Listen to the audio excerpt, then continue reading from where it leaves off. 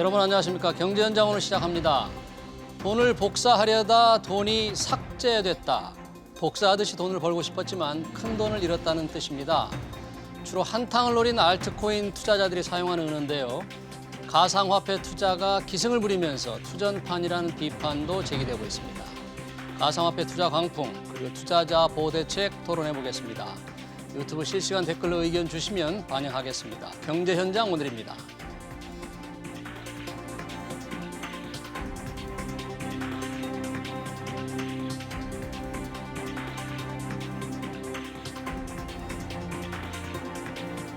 네, 가상화폐 투자 광풍 토론하기 위해서 전문가 두 분 모셨습니다. 오정근 한국금융-ICT 융합학회장 그리고 한대훈 SK증권 연구원입니다. 두 분 어서 오십시오. 반갑습니다. 네, 안녕하세요. 네, 자, 이 가상화폐 광풍, 알트코인 하루에 1,000배도 올랐다는데 오늘 지금 갑자기 가상화폐 가격이 폭락을 하는 것 같아요. 네. 한대훈 연구원님, 오늘 지금 장이 어떻습니까? 말씀 주신 것처럼 어제부터 이제 비트코인 가격이 조금 하락을 하고 있습니다. 일단 이유는 크게 두 가지인데요. 네.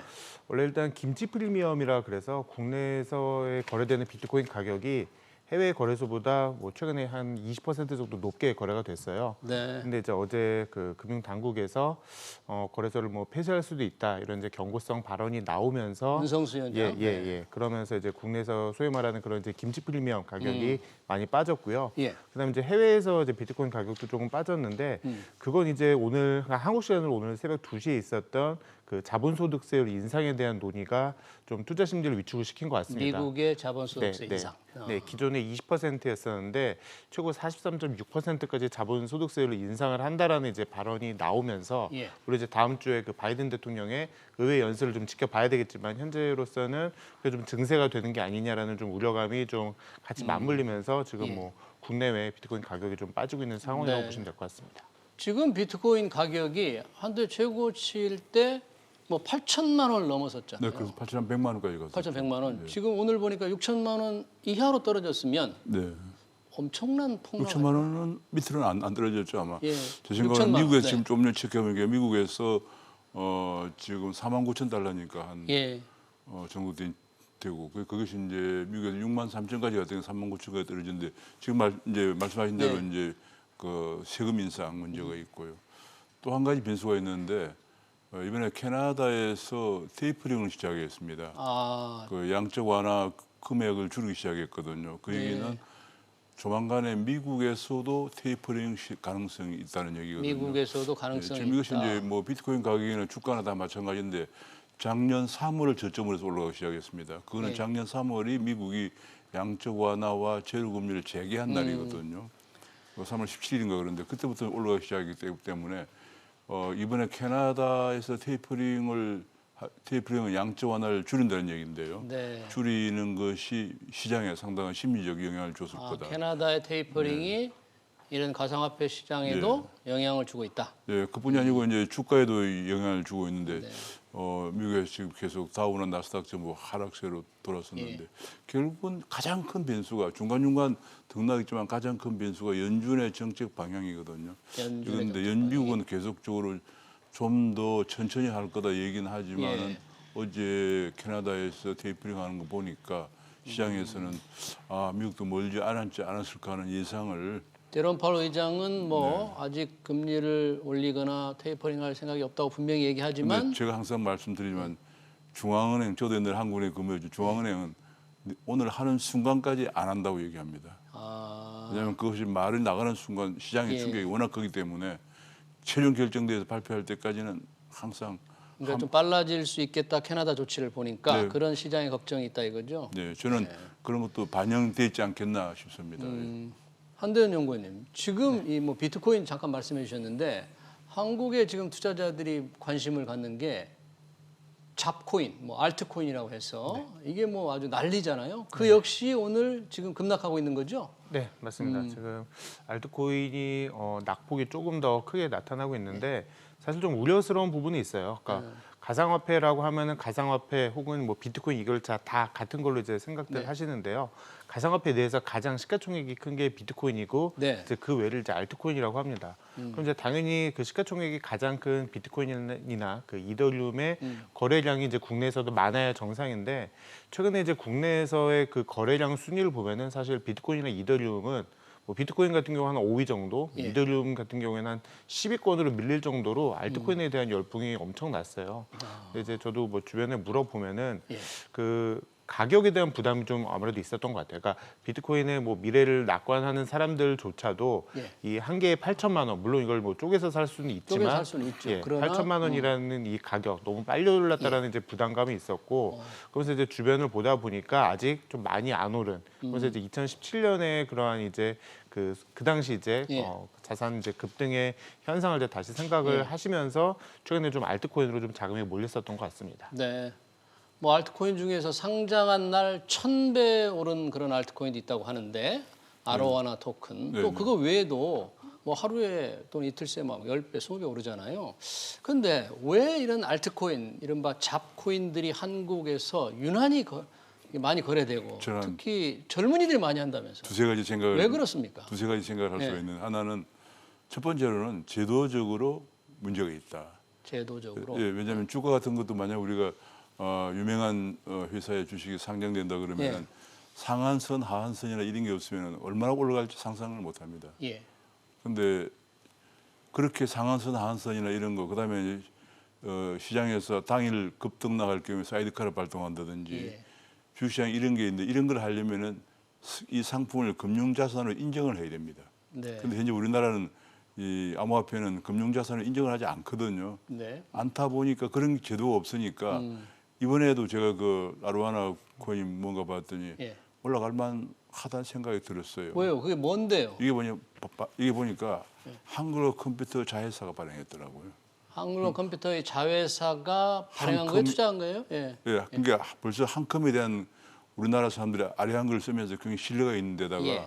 그 한컴의 자회사 한컴 위드라는 데서 발행했는데 예. 벌써 작년에 이게 이제 금거래를 목적으로 한 건데 네. 벌써 금거래소도 인수를 하면서 탄탄한 기반을 다져왔기 때문에 아는 사람들은 상장하자마자 들어가서 사는 경우인데 그 이제 흔히들 이제 제가 매스컴에서 뭐 5만 원까지 올라가도 깜짝 놀랐는데 네. 단기적 잠깐 그렇고 대개 지금 한 2만 원 정도로 형성돼 그러니까 있거든요. 5원에 상장을 해서 5만 원까지 올라간 거예요. 아니 그런 얘기는 이제 왜냐하면 주식도 생각해 보면은 예. 처음에 그 상장한 가격 이건 큰 의미가 없어요. 아, 그래요? 큰 의미가 없고 가격이 얼마나 형성되느냐가 중요한데 제가 보기에 이번에 2만 원 정도 오늘 한 1만 원 정도 형성이 돼 있는 것 같아요. 만 원까지 지금 떨어졌습니까? 떨어졌습니다. 그러면 뭐 5만 원에서 만 원 떨어지면 아니, 그 5만 원은 거의 한 순간이더라고요. 한순간이었고. 그걸 가지고 언론이 너무 과장되게 얘기하는 예. 측면이 있었다는 생각이 들고 그래서 제가 보기에는 지금 왜냐하면 그 금을 거래하는데 코인이 제가 그 스위스에 가서 직접 만난 사람인데 스위스 루체른 대학 교수가 금 코인을 발행해 대단히 성공을 했거든요. 스위스에서 왜냐하면 금이 이게 굉장히 그 유통 과정에서 가짜가 많습니다. 이 네. 순도를 조작한다. 이래가지고 스위스 그 교수는 완전히 채굴 단계에서부터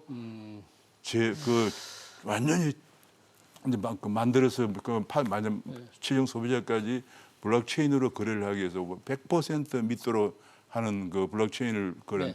그 블록체인을 하는데 돈이 필요하기 때문에 코인을 발행한 거거든요. 네. 이것도 그와 유사한 거예요. 아, 그래서 그래요? 이게 이제 얼마나 성공할지 이미 그런 게 자리를 잡고 있는 상태인데 예. 나왔기 때문에 얼마나 성공할지는 두고 봐야 그러니까 되겠는데. 투자자들이 관심을 가질만도 하겠다 이런 평가를 한다는 겁니까 하던- 교수님? 예, 가질만도 하는 생각이 들고 이거는 도지코인 이런 거하고는 좀 다르다는 생각이. 도지코인은 뭐 이거 완전 도지코인은 완전히 뭐 1분당 10,000개씩 채굴돼 가지고 완전히 너무 많아서 전에 보니까 뭐 0.08달러 뭐 이런 정도 돼 가지고 팁으로 주던 거라고 하니까 예. 그것이 이제 그 일론 머스크가 한마디에서 4월 1일 날 그것도 만우절에 애매하게 만우절에 거짓말인지 아닌지 이걸 가격을 올려서 내 아들한테 물려주겠다고 하는 바람에 야 머스크 한마디 했으니까 돈이 되겠다고 다 몰린 거거든요. 그거하고는 좀 다르지 않겠나. 문제 한 가지는 있습니다. 이게 지금 스위스에 저 교수와 직접 만나서 얘기 나누고 해봤는데 이게 과연 기존에 그런 코인이 있기 때문에 예. 이게 자리를 잡을 수 있을 것인가 하는 것은 두고 봐야 되겠습니다. 도지코인은 지금도 가격이 좀 떨어져 있지만 네. 아직도 개당 한 240원 정도를 유지하고 있는데 네. 2014년에 재미삼아 만들었다면서요. 네, 사실 재미삼아 만든 돈이 어떻게 아직도 가치를 유지하고 있는지 좀 이해가 안 돼요. 근데 그 아까 뭐 교수님께서 말씀해주신 거 어떻게 보면 연장선상이 될 네. 수가 있겠는데 지금 이 소위 말하는 알트코인에 많이 투자를 하시는 분들이 네. 대부분 20, 30대가 많아요. 근데 이거는 국내뿐만이 아니라 예. 전 세계적인 현상입니다. 작년 12월에 미국에서 재난지원금을 지급을 했을 때 예. 미국의 밀레니얼 세대들이 그거를 다 비트코인을 살 정도로 비트코인을 많이 썼어요. 근데 그래요? 이걸 이제 왜 이런가 이제 분석을 해보면은 네. 제가 올해 30대인데, 어떻습니까? 아직 30대 후반인데 예. 그 주변에 이제 20, 30대 친구들이랑 얘기를 해보면은 알트코인에 투자하는 이유는 명확해요. 그러니까 뭔가.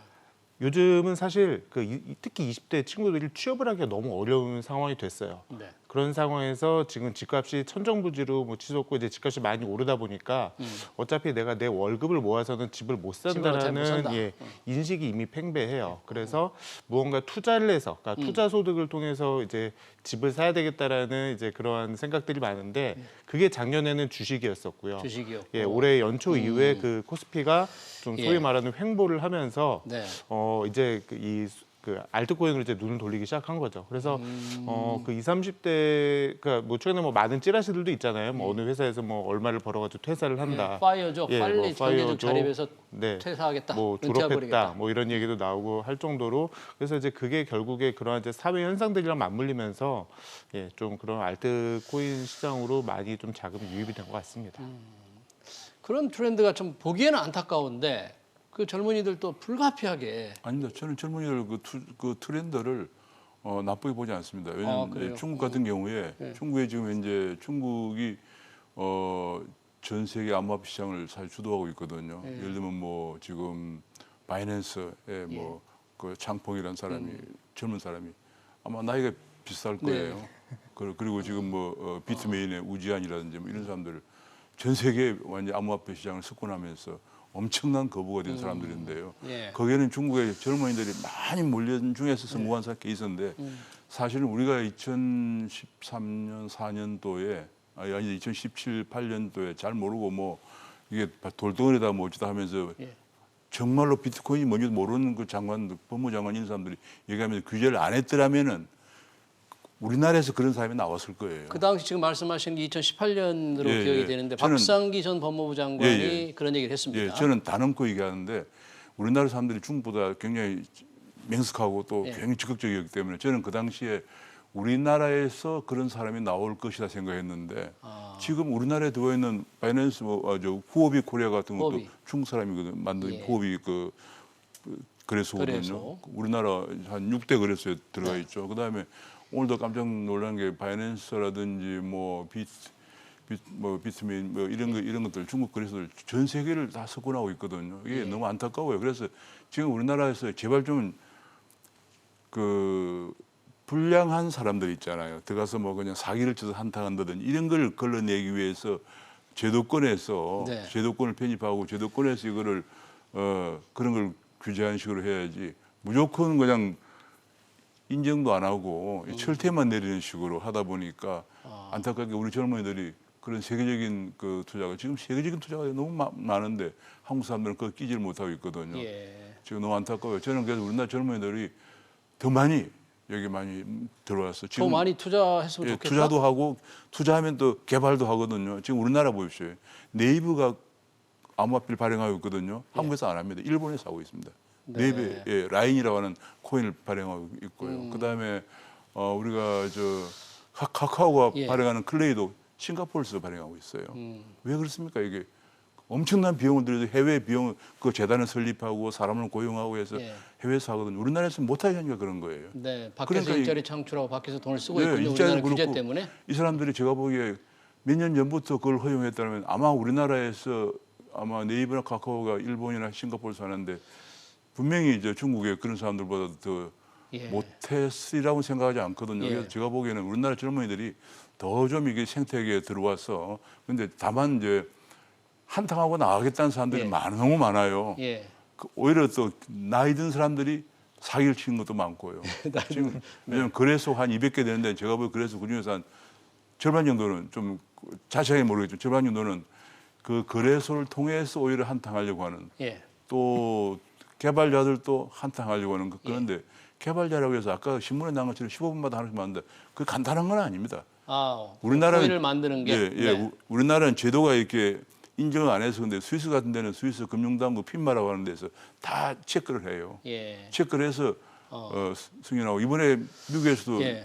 미국 그 증권거래위원회에서 예. 리플이 문제가 있다고 경고를 했지 않습니까? 우리는 그런 게 전혀 없어요. 그러다 보니까 이런 때 다 들어가서 한탕하는 거거든요. 그래서 예. 제도적으로 인정을 하고 자리를 잡게 해주면서 우리 젊은 청년들이 지금 취업도 힘든데 예. 청년들이 많이 좀 여기서 활동해서 예. 우리나라의 이 산업을 발전시키는 게 굉장히 중요해요.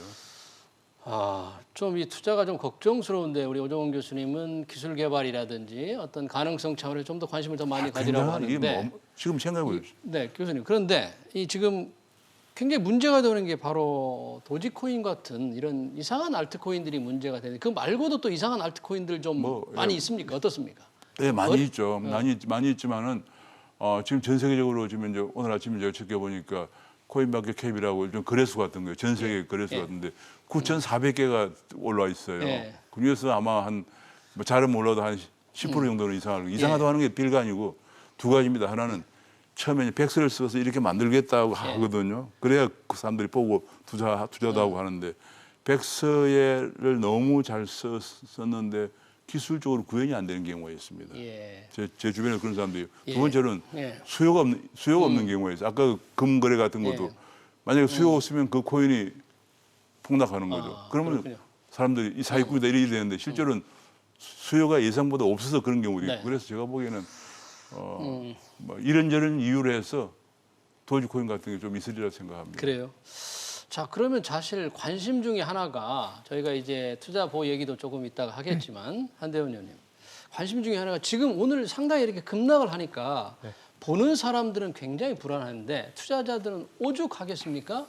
그런데 일반적으로 볼 때 지금의 이 가격 급락이 아까 말씀하실 때 뭐 은성수 위원장의 폐쇄 발언이라든지 미국의 자본이득세 중과인데 이게 대세 하락이 조금 시작이 됐다고 봐야 됩니까? 아니면 뭘 조정? 건강한 조정이다? 어디 한영권님 어떻게 보세요? 저는 굳이 두 개로 나누자면은 네. 대세 하락은 아닌 것 같고요.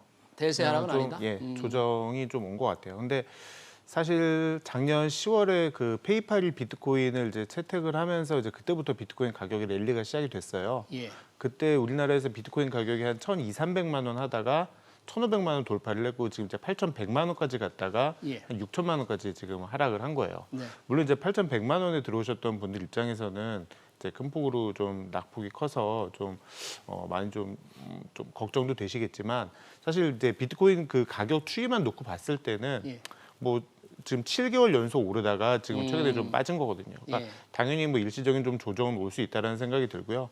제가 그럼에도 불구하고 이게 대세 하락의 그 시그널을 보지 않는 게 예. 저는 비트코인이 상승을 했었던 이유는 결국에 그 기저에는 두 개인 것 같아요. 그러니까 네.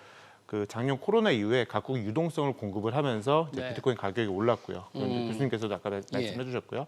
두 번째는 기관 투자자들의 시장 참여였어요. 예. 이 기관 투자자에는 뭐 일론 머스크도 있고요, 뭐 JP 모건이나 피델리티와 같은 이제 금융 기관들도 있는데, 글쎄 뭐 캐나다에서 테이퍼링을 이제 시작을 했지만 어쨌든 미국 연준 2023년까지 뭐 완화적인 정책을 유지를 한다라고 일단은 공언을 한 상태예요. 예. 물론 이제 그게 유지가 되지 않더라도 당장 뭐 지금 긴축에 나설 가능성은 모르겠어요. 적어도 상반기까지는 없을 것 같고요. 예. 근데 뭐 이거랑 이제 별개로 기관 투자자들의 시장 진출은 오히려 지금 더 가속화되는 움직임을 보이고 있어요. 기관 투자가들의 가상화폐 진출이 가속화되고 있다. 네. 지금도 그 각 거래소에서, 그러니까 글로벌 거래소에서 비트코인을 보유한 양을 지금 데이터로 그 체크를 하는 게 있어요. 예. 온체인 데이터로 이제 체크를 하는데 보시면은 그 거래소가 보유하고 있는 비트코인은 지금 계속해서 지금 줄어들고 있는 추세예요. 그러니까 그 말이 뭐냐면은 거래소나 뭐 장외 시장을 통해서 비트코인을 구매를 한 다음에 예. 이걸 이제 기관 투자자들의 지갑, 뭐 혹은 뭐 법인 계좌에 이제 지갑으로 많이 이동이 되고 있다라는 거죠. 그러니까 그걸 봤을 때 결국에는 기관 투자자들의 시장을 들어오는 것들은 지금 가속화되고 있고, 기관 투자자들이 이제 보다 시장에 잘 들어올 수 있게, 그러니까 투자자 보호를 더 잘할 수 있게 뭐 커스터디를 비롯한 이러한 지금 기반 인프라 시설도 지금 뭐 많이 갖춰지고 네. 있기 때문에 저는 이게 대세 하락의 시작이라기보다는 7개월 연속 상승한 데에 따른 일시적인 좀 피로감이 어제 그 한국과 미국에서의 그 발언들 때문에 좀 그게 빌미가 됐다고 보고 있습니다. 지금 미국은 기관 투자가들이 많이 사서 자기 법인 지가에 보관하고 있다 그러는데 우리나라는 기관 투자가들이 살 수가 없는 거죠? 우리나라는 뭐 했다가 뭐 네, 자, 우리 기관들은 전부 다 정부가 좌지우지하고 있으니까. 그럼 개인들이 이렇게 많은 사람들이 투자를 하고 있는데 우리 정부는 지금 어떤 뚜렷한 어떤 입장도 없고 그런데 세금은 내년부터 걷겠다. 세금은 걷는데 그러니까 이게 도대체 무슨 자산인지 그러니까 인정을 안 하겠다. 그러니까 이건 한심한 거죠. 한심합니까? 그래서 이제 왜냐하면 이게 제가 아주 비싼 게 하나 있는데요. 2014년에 P2P 금융이라는 게 등장하면서 뭐 상도 주고 난리가 났어요. 네. 새로운 핵심적인 금융이다 그래가지고. 그런데 그 P2P를 P2P, P2P 작년까지 뭐로 간주했냐면 대부업으로 간주했습니다. P2P를 네. 네. 그러니까 이게 뭐냐면 새로운 금융이 나타나면 그걸 인정을 안 해요. 네.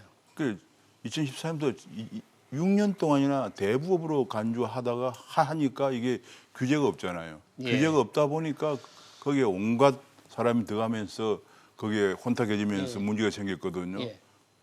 지금 똑같습니다. 암호화폐가 지금 나온 지가 몇 년 되고 이제 가격 상승하기 시작한 지도 예.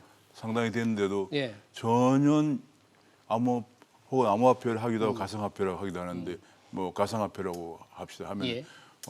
인정을 하지 않다 보니까 규제를 못 하고 예. 뭐 상장 심사도 제대로 안 되고 예. 하다 보니까 혼탁해진 거거든요. 예. 저는 그런데 세금은 부과한다니까 이건 모순이죠. 내년부터 세금을 지금 걷는 거죠. 22%인가 그런데 네. 기타 소득을 간주해서 그런다 그러는데 예. 그건 모순이죠. 그래서 제가 보기에는 제발 좀 금융당국이 혹은 정치권이 이해를 다 한 다음에 하면 항상 늦죠. 네. 이게 우리나라 수준이 뭐냐면 정치권이 이해를 해야 되는 거예요. 네. 이해를 네. 너무 안타깝습니다. 네. 지금 시청자들께서 유튜브 댓글을 주시는 게 정부 규제가 많다는 우리 교수님 말씀에 너무 맞는 말씀이다. 평생 뒤처진 나라로 살길 잘하라.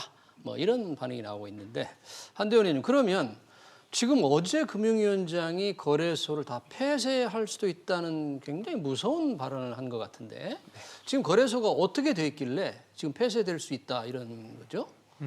저는 사실 뭐 그 발언에서 약간의 좀 오해가 있었던 것 같아요. 그러니까 그 올해부터 특근법이라 그래가지고요. 예. 그 정보 인증, 그러니까 보안 인증이랑 그러니까 ISMS 인증이라고 하는데요. 그 조건이랑 그 다음에 은행의 실명 계좌를 연동을 시킨 거래소에 한해서 예. 9월부터 그 운영을 하게끔 하겠다라고 특근법에 명시가 돼 있습니다. 근데 이제 그게 올해 9월부터인데 예. 지금 그 두 가지 요건을 갖춘 거래소가 현재까지는 4개 정도 있고요. 근데 뭐 한 군데도 등록을 안 했다 이렇게. 근데 이제 이거는 어떤 식으로 시간 해석을 여유가 하시면 있으니까. 되냐면요. 예. 9월 그렇게 24일까지 하시면 돼요. 하면 그러니까 예를 들어 저희가 9월까지 시험 신청을 해야 돼요. 그래서 11월에 이제 시험을 보는데 예. 어제 4월 30일까지 아무도 시험 등록을 안 했다랑 이제 비슷하다고 보시면 돼요. 예. 그러니까 굳이 뭐 지금 해도 되지만 아직 시간적인 아직 시간이 여유가 있다. 있는데 이제 더 요건을 갖춰서 할 수도 있는 거죠. 그래서 거래소 폐쇄에 대한 거는 어제 좀 발언에서 오해가 있었던 것 같고 다 폐쇄될 것 같은 그런 건 아니다. 그런 가능성 없죠. 그리고 저는 만약에 그렇게 되면 정말 시대에 역행을 한다고 생각을 하는 게요. 예. 얼마 전에 코인베이스가 미국 증시에 화려하게 상장을 했습니다. 나스닥에 상장을 했죠. 100조 원 가치인데 100조 원이면 우리나라 시중 4대 은행의 시가총액 합친 것보다 많아요. 100조 원이면은 우리나라에서 삼성전자 다음으로 시총이 큰 네, 겁니다. 시가총액 예. 2등으로 이제 어마어마합니다. 올라가는 그건- 기업입니다. 근데 코인베이스가 상장이 됐다라는 것조차도, 그러니까 그 자체만으로도 뭐 미국에서 저 이제 규제해가지고 이제 비트코인 앞으로 거래 못하는 거 아니냐라는 우려를 저는 그 상장 하나로 그냥 불식을 시켰다라고 생각을 해요. 그리고 지금 뭐 그 이어서 뭐 크라켄이나 심지어 이제 우리나라에서도 뭐 몇몇 기업들은 예. 이제 상장을 좀 준비를 하고 있는데 예. 지금 글로벌 트렌드는 그렇습니다. 이제 이거를 과거처럼 그러니까 무조건 하지 말라는 식의 규제가 아니라 정말로 투자자 보호를 하면서 제도권에 들어와서 그 흔히 말하는 그러니까 이상한 짓 못하게 예. 그러니까 깨끗하게 이거를 이제 양성화 시키자라는 취지로 지금은 흐름이 바뀌었어요. 네. 그래서 지금은 뭐 거래소 폐쇄를 그냥 일괄적으로 전국에는 모든 거래소를 폐쇄를 하기에는 좀 위험 부담이 있을 것 같습니다. 그러다 보니까 그 은성수 위원장 거래소 폐쇄 발언 나오자마자 청와대 국민청원에 정말 웃기는 얘기다 하면서 엄청나게 많은 분들이 동의를 했더라고요. 제가 보니까 지금 그 한 의원 지적대로 예. 언론이 약간 과장된 건데 제가 보기에는 정무에서 그런 발언을 했을 거로 생각이 됩니다. 만약에 아무도 신청을 하지 못하면은 네. 두 가지 조건인데 정보 보호 체계 인정을 받아야 되고 그다음에 이제 은행 계좌를 예. 가져야 두 가지인데 그걸 못하면은 폐쇄한다고 그런 얘기를 갖다가 네. 약간 언론이 과장되게 예. 얘기한 것 같은데 네. 지금 청와대 청원 정도 아니고 이거 잘못하면은 은성수 위원장 자리까지 위험해질 가능성이 있어요. 그래서 그런 왜냐면 폭탄성, 이게 예. 엄청나게 지금 우리나라에 투자자가 300만 명이 지금 있는 예. 마당에 그 발언으로 자산가치가 급락을 했으니까. 예, 난리가 나죠. 그래서 제가 보기에는 이거를 아까 말씀하신 대로 정확하게 이거는 그 조건을 갖추지 못할 경우에 근데 이거는 우리나라가 처음이 아니고 이미 일본에서 2008년도에 일본도 우리보다 더 많은 거래소가 있었거든요. 예. 있었는데 2008년도에 일본이 이런 제도를 도입해가지고 20개 정도로 정리가 됐어요. 네. 20개 정도 정리가 됐는데 일본은 상당히 시장에 안정화되었거든요. 예. 우리도 이제 그렇게 가는 거예요. 가는 거기 예. 때문에 나머지 예컨대 한 200개 중에서 한 뭐 예컨대 180개가 예. 문을 닫는다고 해도 그거 아무 문제가 없는 거예요. 왜냐하면 그건 본래 거래소가 너무 형편없는 거래소고 오히려 형편없을수록 여러 가지 다단계 유혹 같은 것도 많이 하고 고객을 막 근데 그런 형편없는 거래소를 통해서도 거래하는 투자자들이 많이 있을 거 아닙니까? 그게 그분들은 왜냐하면 이제 잘 모르는 사람들에게 유혹을 한단 말이에요. 예. 할머니나 할아버지들 옛날에 또 지금 현상이 뭐가 하냐면요. 제가 이걸 참 우리 역사가 반복된다는 게 2000년대 초에 IT 버블이 있을 때 IT 버블 때. 그 IT 버블 IT라고 이름만 붙이면 무슨 테크라고 예. 이름만 붙이면 예. 사람들이 돈 싸들고 몰렸거든요. 예, 그때 막 강남의 아파트 같은데 사무실에 예. 오피스를 빌려가지고 막 아주머니들 모아요. 예. 지금 그 현상이 벌어지고 있단 말이에요. 그 IT 버블 때 빨리 정리를 했으면 버블이 안 터지는 저는 지금 걱정이 그겁니다. 그래서 이걸 왜 9월 24일까지 가는지 한 뭐 빨리빨리 좀 정리해가지고 거래소를 정리해 주는 것이 네. 투자자들한테도 괜찮고 가상 이 자산 시장 산업 발전에도 도움이 된다 생각을 합니다. 예. 그러니까 뭔가 좀 우리 나름의 가이드라인을 좀 만들고 가상화폐에 대한 어떤 명확한 규정이랄까 이건 뭐다. 그래서 우리는 어떻게 하겠다. 정부가 무슨 태스크포스라도 만들어서 뭘 해야 되지 않을까요? 아무것도 안 하고 세금만 걷는다 그러니까. 예, 그래서 저도 뭐 그런 걸 빨리 해주셨으면 좋겠어요. 근데 이게 2017년부터 나왔던 논의예요. 그러니까 2017년부터 이제 각국에서도 이제 논의들이 다 비슷하게 나왔는데 지금 뭐 미국부터 이게 지금 제도가 되고 있고 예. 뭐 미국보다 앞서서 캐나다, 브라질, 뭐 유럽에서는 이미 ETF가 뭐 출시가 될 정도로 빠르게 지금 움직이고 있는데요.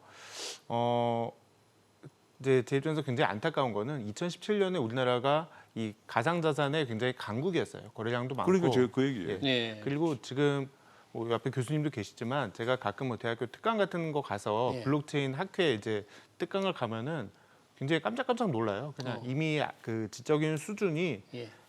세계 어디 내놔도 뭐 뒤지지 않을 정도로 굉장히 높은데 이제 이러한 그 기술이나 이제 이러한 노하우를 아직까지 이제 펼칠 수 없는 그런 게 좀 아쉬운 거죠. 네. 그러니까 벌써 지금 가이드라인 중에 대표적인 게 스위스 피마 가이드라인이거든요. 예. 피마가 스위스 금융위원회예요. 예. 그 가이드라인이 세계적인 거의 중국가 되다시피 하고 있는데 예. 그 가이드라인으로 이제 스위스에서는 코인을 세 가지로 분류해가지고 예컨대 증권형 코인 같은 경우는 그 증권거래위원회 허락을 받도록 한다든지 예. 다 그렇게 다 지금 선진국도 다 하고 있는데 우리는 지금 이걸 실체를 인정 안 하니까 아무런 가이드라인이나 법규가 안 들어온 상태에서 이런 혼란이 일어나고 예. 있는 거예요. 그러면 특정금융정보법에 따라서 이제 실명 거래를 해야 된다는데 이것도 은행이 또 주도가 돼야 된다면 은행이 그런 그것도 또 능력이 넌센스입니다. 예.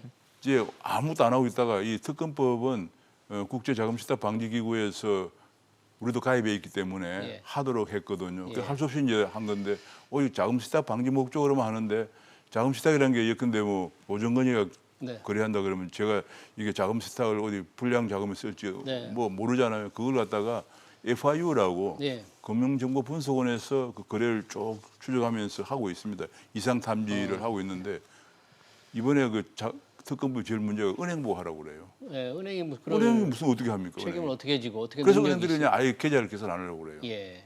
그러니까 은행 보고 하는데 은행에서 만약에 당신 은행 계좌를 갖고 있는 사람이 만약에 무슨 뭐 테러 자금을 네. 하는데 이용됐다 그러면 은행 책임지도록 이렇게 해버리면 은행들이 아무도 계좌를 네. 개설 안 하려고. 뭔가 잘못되면 FIU에서 하고 그 정보를 은행에 줘야죠. 예. 거꾸로 가고 있는 거예요. 한대훈 연구원님 마지막으로 지금 글로벌 시장에서 이 비트코인 대표적인 가치에 대한 전망들은 혹시 어떻게 나오고 있습니까? 급락에 따른 어떤 그 이후의 어떤 전망들이 좀 있습니까? 뭐 사실 갈리고 있는 게 사실인데요. 근데 대부분의 뭐 글로벌 IB들은 여전히 낙관적으로 보고 있습니다. 근데 최근에 이제 나오는 글로벌 IB들의 보고서를 보면은 이제 중장기적으로 봤을 때는 여전히 낙관적이고 뭐 지금보다 가격은 더 오를 수 있다라고 보지만 최근에 너무 빨리 올랐기 때문에 뭐 비트코인의 그 흔히 말하는 도미넌스, 그러니까 전체 그 암호화폐 시장 내에서 비트코인이 가지고 있는 시가총액 비중은 좀 빠질 수 있지만 여전히 좀 긍정적으로 보고 있고요. 그래요. 사실 뭐 저도 계속해서 긍정적으로 보고 있는 게 뭐 최근에 뭐 메타버스뿐만이 아니라 이러한 뭐 디지털 뭐 트랜스포메이션에 대한 뭐 붐도 불고 있고 네. 관련된 상품들도 많이 나오는 과정에서 비트코인을 비롯한 뭐 가상 자산에 대해서는 좀 긍정적으로 볼 필요가 있을 것 같아요. 조금 후에 저희가 메타버스에 관해서 초대석으로 전문가 모시고 얘기를 나눠보는데 오정훈 교수님은 그러면 개인적으로는 어떻게 전체적으로 전망을 하십니까? 저도 짧게 좀 말씀. 긍정적으로 보고 이 조정기를 지나면 또 올라갈 가능성이 있는데요. 그래요. 한 가지 중요한 것은 이제 미 연준이 통화 정책을 어떻게 할 것이냐 연준이. 이게 굉장히 중요하기 때문에 네. 이번 6월 열리는 FOMC를 예. 주목할 필요가 있다. 그때 연준에서 어떤 발언이 나오는지 주목하고 그게 변곡점이 될 겁니다. 그래서 그 전에는 조정기를 거쳐서 다시 올라갈 거다 이렇게 보고 있습니다. 6월. 네, 6월 FOMC가 6월 FOMC를 봐야 시장의 큰 흐름을 알 수 있겠다. 네, 그렇습니다. 잘 알겠습니다. 가상화폐 투자 광풍에 대해서 잘 들었습니다. 오정근 한국금융 ICT 융합학회장 그리고 한대훈 SK연구원이었습니다. SK증권연구원 고맙습니다.